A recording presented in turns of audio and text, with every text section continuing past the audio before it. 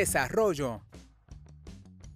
Es la realización de las operaciones que están indicadas en una expresión algebraica. Excelente. Desarrollo es nuestra palabra clave. Y hoy vamos a continuar con los temas de la factorización. ¿Qué tema vamos a trabajar hoy? Pues hoy vamos a factorizar trinomios de la forma ax al cuadrado más bx más c. Cuando termines esta clase, tú podrás diferenciar los tres tipos de trinomio y podrás factorizar de manera precisa lo que es el trinomio de la forma ax al cuadrado más bx más c.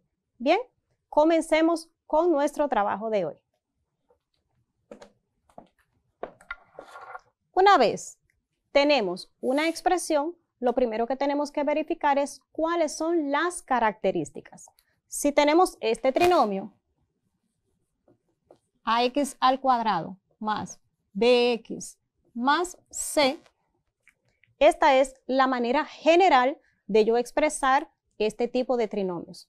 ¿Qué características tienen ellos? Observa. Lo primero, el primer término está elevado al cuadrado. Bien. El segundo está elevado a la 1 y el tercero no tiene exponente, o sea, el exponente es 0 en la parte literal. Otra característica que tenemos es que el primer término tiene un coeficiente diferente de 1 y de 0. O sea, que en esta primera parte, aquí este coeficiente no puede ser ni 1 ni 0. Tiene que ser cualquier otro número diferente de ellos dos. Y otra característica es que el tercer término es el término independiente. Por tanto, no posee un literal. Bien, una vez vemos esto, entonces podemos proceder a verificar si tenemos un trinomio cuadrado perfecto o si es un trinomio de la forma x al cuadrado más bx más c o un trinomio de esta forma, ax al cuadrado más bx más c. Verifiquemos nuestro primer ejercicio que nos dice 6x al cuadrado menos 7x menos 5.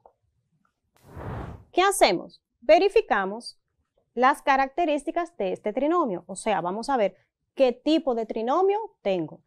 Recuerda que si es un trinomio cuadrado perfecto, el primero y el tercero tienen que tener raíz cuadrada exacta, ¿verdad? Entonces verifiquemos aquí. 6x al cuadrado tiene raíz cuadrada exacta. 5x tiene raíz cuadrada exacta. No, ¿verdad? Como no tienen raíz cuadrada exacta los dos términos, pues ya descartamos que sea un trinomio cuadrado perfecto. Pasamos a ver si es un trinomio de la forma x al cuadrado más bx más c, que ya eso tú lo viste en la clase anterior. Para que sea x al cuadrado más bx más c, o sea, de esta manera, x al cuadrado más bx más c, para que sea de esta manera, el coeficiente del primer término debe ser 1. En este caso, no tengo 1, tengo 6. Por tanto, tampoco puede ser ese caso. ¿Cuál es el caso restante? Ax al cuadrado más bx más c.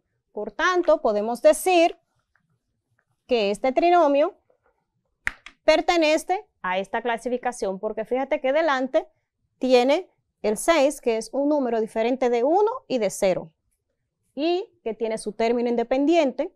También tiene las variables organizadas, en este caso están de manera descendente, normalmente están así, fíjate que tengo 2, 1 y 0. Bien, entonces ya identificamos que es un trinomio de la forma ax al cuadrado más bx más c. ¿Qué hacemos? Bueno, pues procedemos a factorizar. ¿Cómo lo hacemos? Este trinomio tiene una forma muy peculiar de desarrollarse. Existen diferentes maneras, pero yo te voy a enseñar una que es bastante sencilla. Comencemos. Lo primero que vamos a hacer es verificar cuál es el coeficiente que tiene el primer término. En este caso, mi coeficiente es 6. Tengo 6 como coeficiente en el primer término. ¿Qué voy a hacer? Voy a multiplicar esta expresión por ese coeficiente, pero para que la igualdad se mantenga, o sea, para no alterar la expresión, voy a multiplicar por 6, pero también voy a dividir entre 6. Entonces yo tendría la expresión 6 por todo esto que tengo aquí, que sería 6x al cuadrado menos 7x menos 5. Bien, y como te explicaba, para no alterar la expresión, como multipliqué por 6, también voy a dividir entre 6. Bien, ahora ya ese fue mi primer paso. Ahora, ¿qué hacemos? Vamos a realizar o vamos a desarrollar esa expresión de manera tal que se me acerque lo más posible a esta primera expresión que yo tengo aquí, que es 6x. ¿Cómo lo hacemos? Fíjate, si yo tengo 6 por 6, será igual a 36. Pero como mi objetivo es que la expresión quede lo más parecido a 6x, yo voy a expresar eso mismo, pero de esta manera. 6x entre paréntesis y elevado al cuadrado. Fíjate que no hay ningún cambio, porque si yo tengo 6x elevado al cuadrado, significa que el 6 está elevado al cuadrado y que la x está elevada al cuadrado. O sea que me va a quedar la misma expresión. Es una manera diferente de expresarla para que quede como yo la necesito. Signo de menos. Y aquí tú recuerdas que en la multiplicación el orden de los factores no altera el resultado. Si tú tienes 5x y eso lo vas a multiplicar por 3, bien, da lo mismo que multiplicar 3x y que eso tú lo multipliques por 5, ¿verdad que sí? Eso no hay ningún cambio ahí. Eso mismo vamos entonces a aplicar ese conocimiento para realizar esta parte aquí. ¿Qué voy a hacer? Como quiero que me quede 6x y yo voy a multiplicar por 6 esta parte, pues lo voy a hacer de la siguiente manera. Va a quedar el 7 afuera y dentro voy a tener que 6x. Fíjate que lo único que hice fue que le cambié el orden. Yo tenía 6 por 7 y ahora voy a tener 7 por 6. El orden nada más. 6 por 7 y lo cambié a 7 por 6 con su respectiva variable, ¿verdad? Luego el signo que le corresponde, que es menos, y aquí ya sí voy a multiplicar eso. Tengo 6 por 5, 30. Luego, este 6 que tengo ahí, ¿verdad? Ese no ha desaparecido, lo tenemos ahí. Repito ese pasito ahí. Primero, saqué el coeficiente del primer término y multipliqué por él y dividí. Fíjate. Luego, realicé esa multiplicación tratando lo más posible de que me quede 6x en estos términos. Aquí lo dejé expresado y lo elevé a la 2 y aquí le cambié el orden. ¿Viste? Luego multipliqué 6 por 5, 30. ¿Para qué yo hago esto? Sencillo, para que ahora yo pueda aplicar la forma de factorización que ya tú conoces, que lo hicimos en la clase anterior, para tener ahora un trinomio x al cuadrado más bx más c. Voy a aplicar ahora esa forma. ¿Y tú recuerdas cómo lo hacíamos? Hacíamos dos binomios. Bien. Sacábamos la raíz del primer término. Fíjate que ahora sí yo tengo una raíz cuadrada exacta. Entonces la raíz de 6x al cuadrado va a ser 6x. La raíz de 6x al cuadrado, 6x, ¿verdad? Lo ponemos en ambos lugares. Buscamos el signo. ¿Recuerdas que en el primer término poníamos el signo del segundo y que para el segundo término lo que hacíamos era que aplicábamos la ley de la multiplicación aquí? Entonces tengo signos iguales, para la multiplicación sería positivo. Bien, y ahora, ¿qué hacemos? Buscamos dos números que multiplicado me den 30, multiplicado me den 30 y que su adición algebraica me dé 7. multiplicado 30 y su adición algebraica me dé 7. ¿Cuáles serían esos números? Serían el 10 y el 3.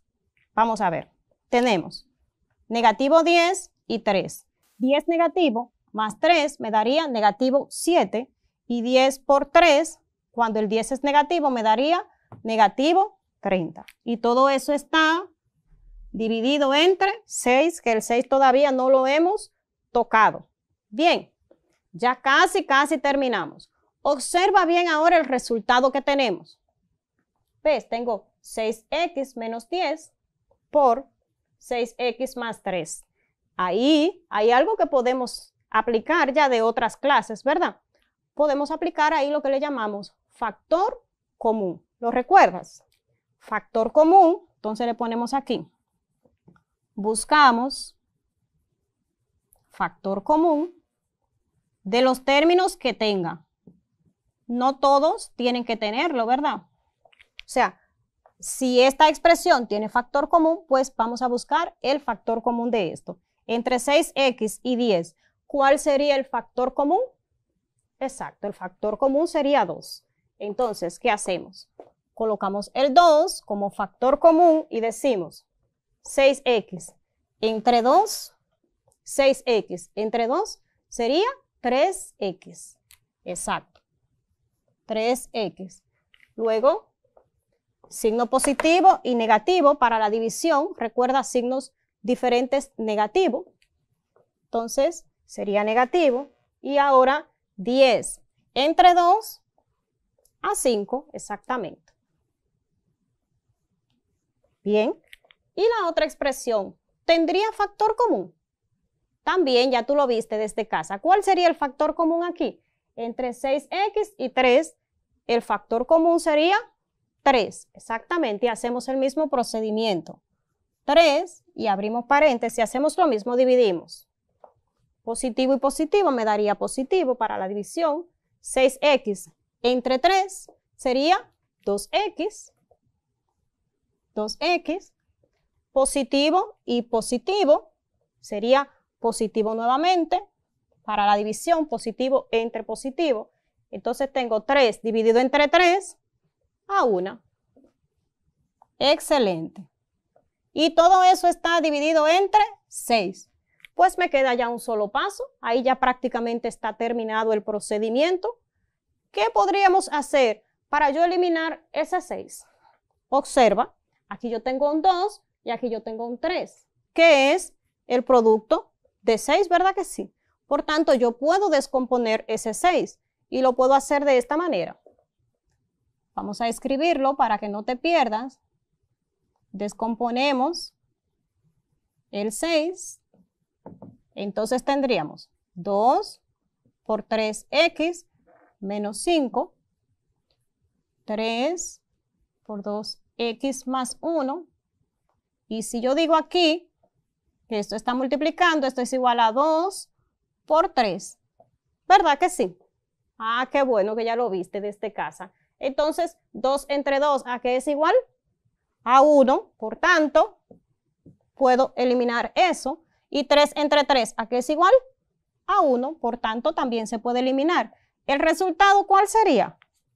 Pues, el resultado sería 3x menos 5 multiplicado por 2x más 1 y maravilloso. Ahí está nuestro resultado. Neurona, ¿qué te parece? Muy interesante, profesora. Pero, ¿qué tal si lo comprobamos? Excelente. Eso sería perfecto. Vamos a ver cómo lo hacemos, Neurona. Bueno, sería, entre paréntesis, 3x por 2x, que también están entre paréntesis. Exacto. Esto es igual a 6x al cuadrado.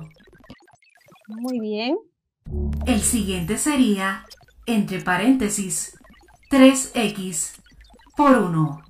Exacto. Y el resultado es Igual a 3x. 3x. Luego Tenemos menos 5 por 2x, exacto, que es igual a menos 10x. seguimos. Sería 3x menos 10x, que es igual a menos 7x, ya que son iguales. Estás resolviendo esta parte aquí, neurona.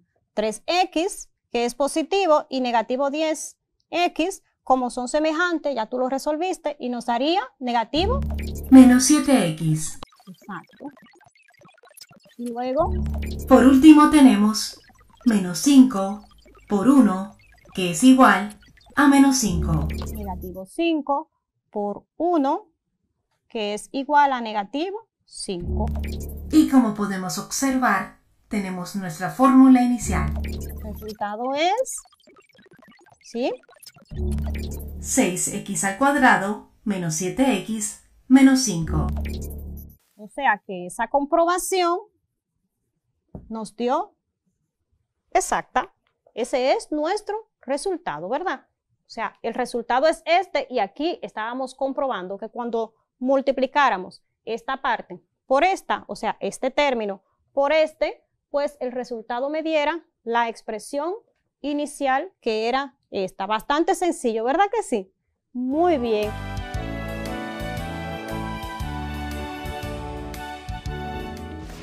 Coordenada. Según el diccionario de la Real Academia de la Lengua Española, se refiere a una línea, de un plano o de un eje, que sirve para determinar la posición de un punto en el plano o en el espacio.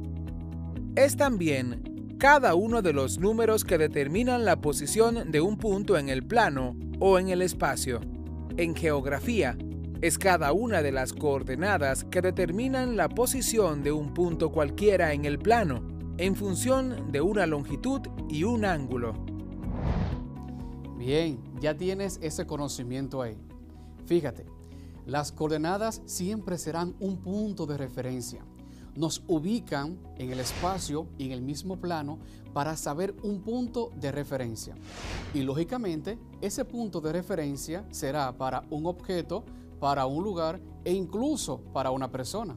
Porque en la clase anterior hicimos el comentario que en el lugar donde tú estás posicionado ahora mismo ya hay una localización, tienes una coordenada. Y sabes bien que esta no cambia. La coordenada para un objeto siempre es la misma. Ahora bien, si ese objeto se mueve, adquiere una nueva coordenada. ¿Y qué ocurre? Que esta coordenada tendrá su variación en la medida en que uno se mueva. Pero resulta que en la faz de la Tierra todo tiene una localización, todo tiene una coordenada. Cuando nos ubicamos en nuestro globo terráqueo, ya sabes bien que tenemos nuestros continentes. Y hemos hablado que tenemos la famosa línea del Ecuador, esta que ayuda a distinguir el norte y el sur. Pero también hablamos que tenemos la línea del meridiano de Greenwich. Aquí aporto algo muy esencial. Esta línea del meridiano de Greenwich, si la dividimos entre los 15 grados, vamos a tener 24 divisiones. Y esas 24 divisiones que son las horas del día.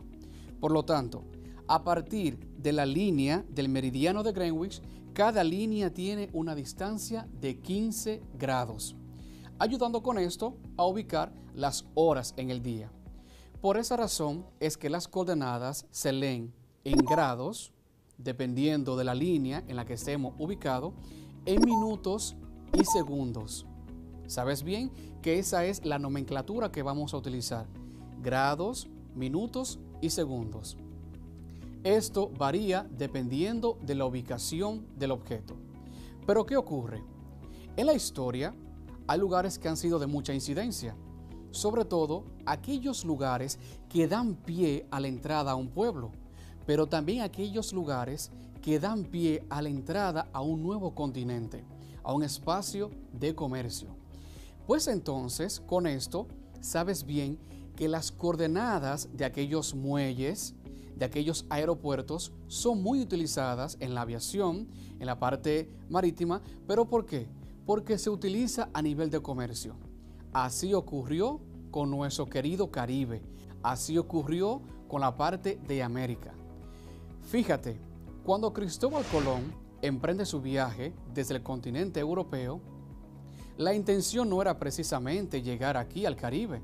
No, Esa no era la intención, sino que quería llegar a las Indias. Pero ¿qué ocurre? Por cosa de la vida, llegó. Se convirtió entonces en una ruta de comercio. Se convirtió en una coordenada de referencia para partir de un punto A hacia un punto B. Pero sucedieron varios acontecimientos que dieron paso a que no solamente el Caribe tuviera importancia, sino también que América del Norte tuviera importancia, específicamente Estados Unidos. Vamos a escuchar ahora, a través de esa lectura, varios puntos que nos ayudan a ubicar la importancia que tuvo este territorio a nivel de historia, para convertirse así en una importancia real a nivel de comercio. Ocurre lo siguiente, te leo. Para el año 1801, Napoleón Bonaparte obligó a España a cederle a Francia el territorio de Luisiana. Con ello, el emperador francés buscaba crear un imperio americano, usando como base la colonia francesa de Saint-Domingue, Haití. Luisiana era una amplia extensión de tierra al oeste de los Estados Unidos, en donde se encuentran ríos muy importantes para la transportación.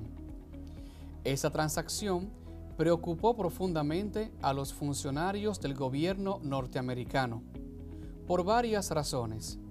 Primero, esta ponía en peligro del acceso norteamericano al río Mississippi y al puerto y a la ciudad de Nueva Orleans. Segundo, el control francés de Luisiana cortaba las posibilidades de expansión al oeste.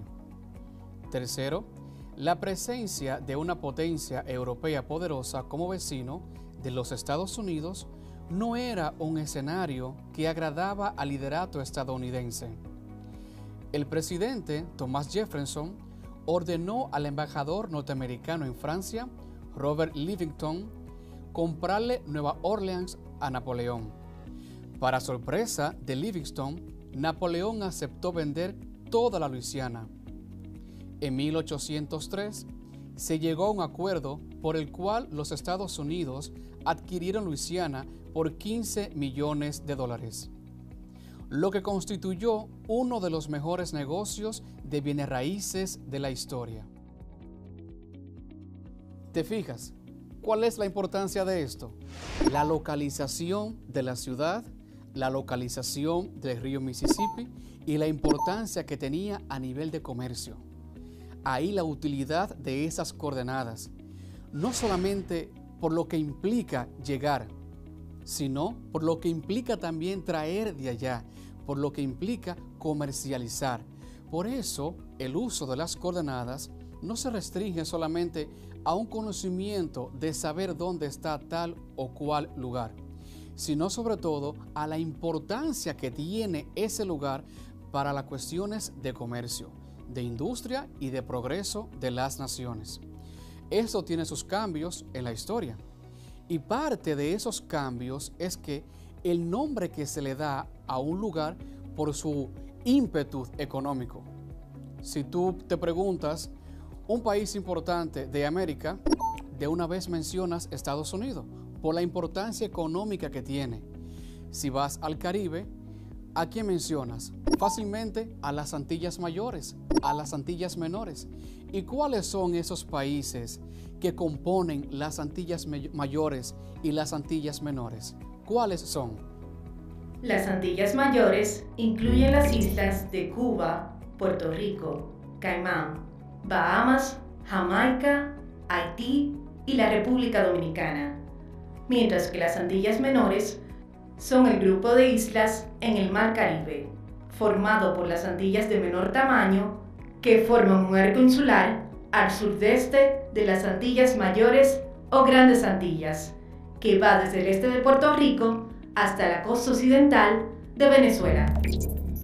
Sabes bien que la segunda manera en cómo podemos investigar en Google Maps es poniendo el nombre del lugar.